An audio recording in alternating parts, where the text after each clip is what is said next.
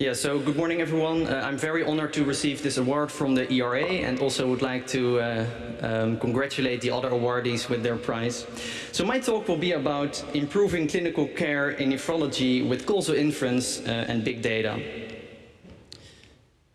So we have many causal questions in nephrology. For instance, should we stop or continue RAS inhibitors in patients with advanced CKD?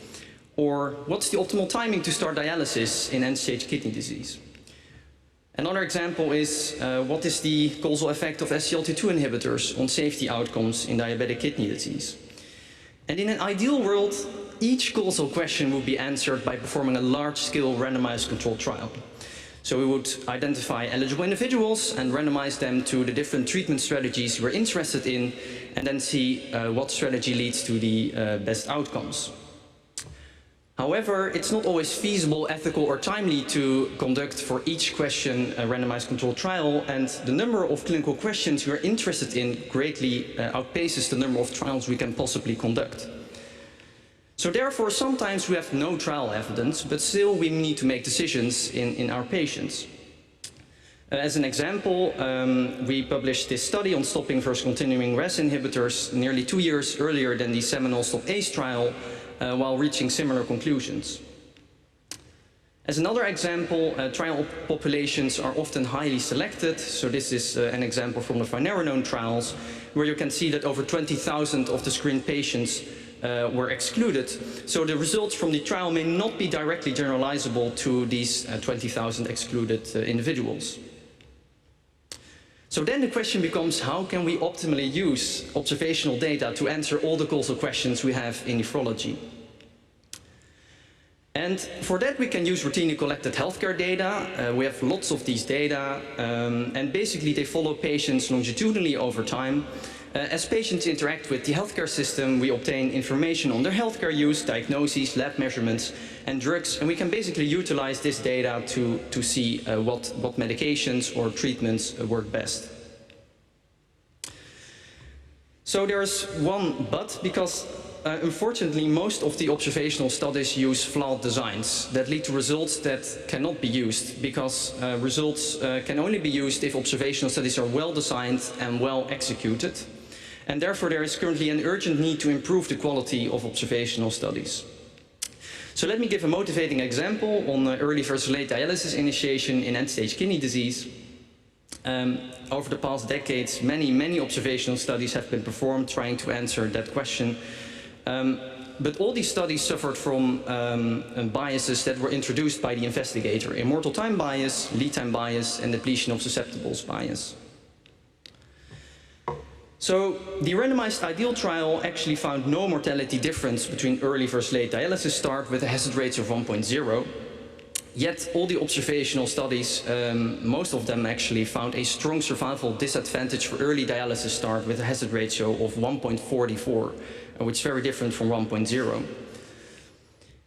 So in a recent BMJ paper, we tried to understand what could cause this big discrepancy and could explain why the observational studies were so far off from the randomized ideal trial.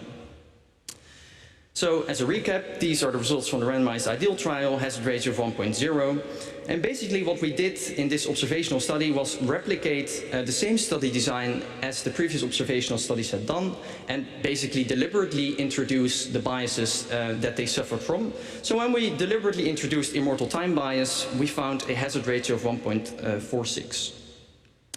In the next set of analyses, we replicated other observational studies in our same observational data set, introduced a different set of bias, lead time bias and depletion of susceptibles bias, and we observed a hazard ratio of 1.58.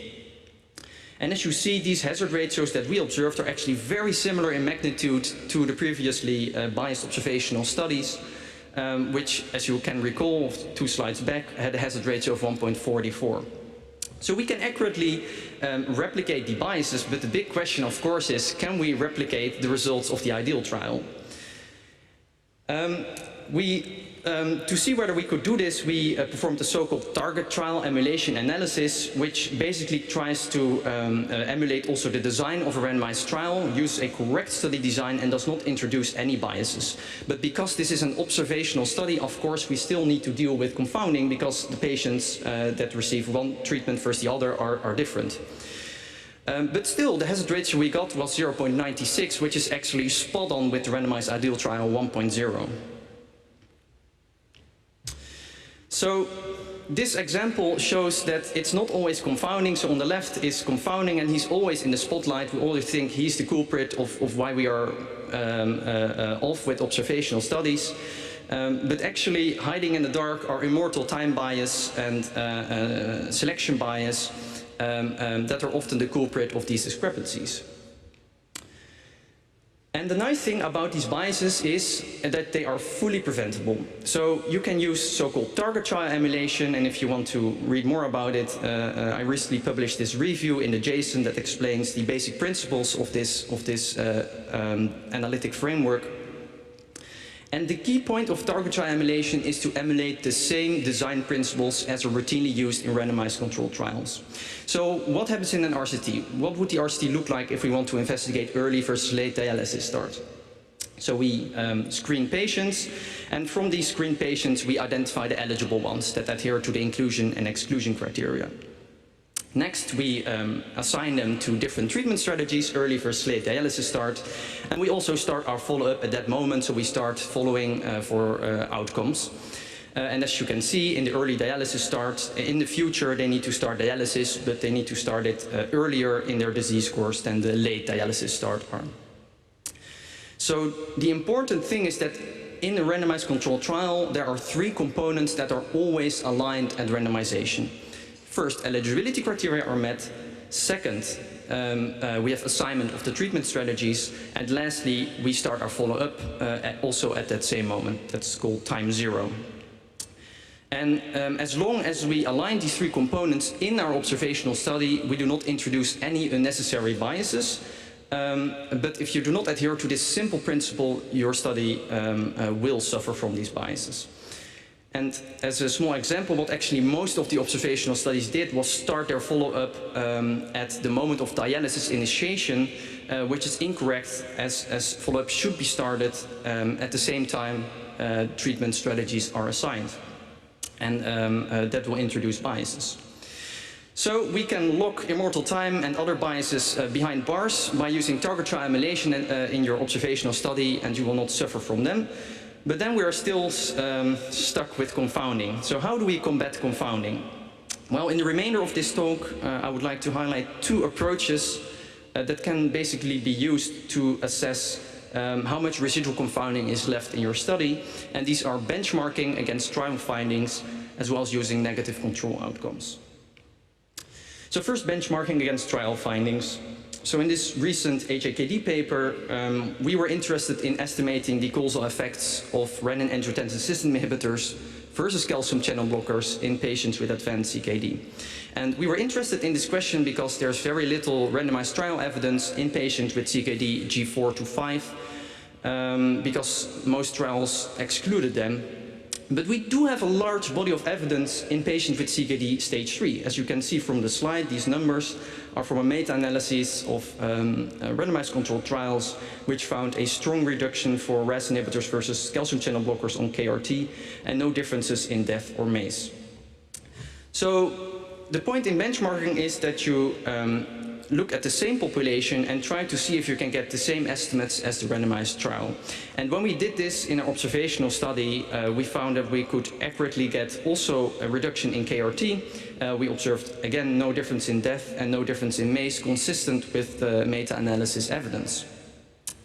And then the next step is, once you know you can accurately replicate the results, then you know, okay, residual confounding is probably not going to be a major problem because you've identified the important measured confounders and adjusted for them. Otherwise, you would not be able to get the same results. So in the next step, you go to the population that is more understudied, CKD stage 4 to 5, and there we also observed reductions in KRT and no differences in all-cause death and major adverse cardiovascular events. And with this benchmarking, you have a little bit more reassurance that your results do not suffer from major intractable confounding. So the last approach that I would like to highlight to look at residual confounding is the use of negative control outcomes. And basically what negative control outcomes are is that they share the same unmeasured confounders as the treatment outcome of interest association that you're interested in. But the treatment should have no causal effect on the negative control outcome. So any deviation from a hazard ratio of 1.0 would represent residual bias or confounding. And we implemented that in a recent study where we were interested in SGLT2 inhibitors versus sitagliptin in heart failure and type 2 diabetes patients, in observational study again, where we implemented two negative control outcomes, ischemic stroke and non-cardiovascular death. And there is quite a large body of evidence now from meta-analyses that these outcomes are not strongly affected by SGLT2 inhibitors in heart failure patients. So you assume that the true hazard ratio should be 1.0, but in our observational study we saw a slightly protective hazard ratio for non-CV death and ischemic stroke. And what you can then try to do is, there is some bias, so you can basically update your primary finding and correct for this unmeasured bias. So we found in our primary analysis a hazard ratio of 0.72 for all-cause death and hospitalization for heart failure. And when we update this, correct it for a measured confounding, it moves to 0.89 when you use non-CV death as negative control outcome, and it moves to 0.86 for ischemic stroke. So still a protective association, but not as protective as the primary analysis. So this brings me already to my concluding slide. I strongly believe that observational studies can work in tandem with randomized controlled trials to inform clinical practice, but only if we do them right. And target trial emulation is a very useful framework to protect against preventable biases, and always carefully consider and check for residual confounding in your observational study. I would like to acknowledge my supervisors for my PhD, but also my postdoc, as well as the collaborators listed, from whom I learn every day so much. Thank you for your attention.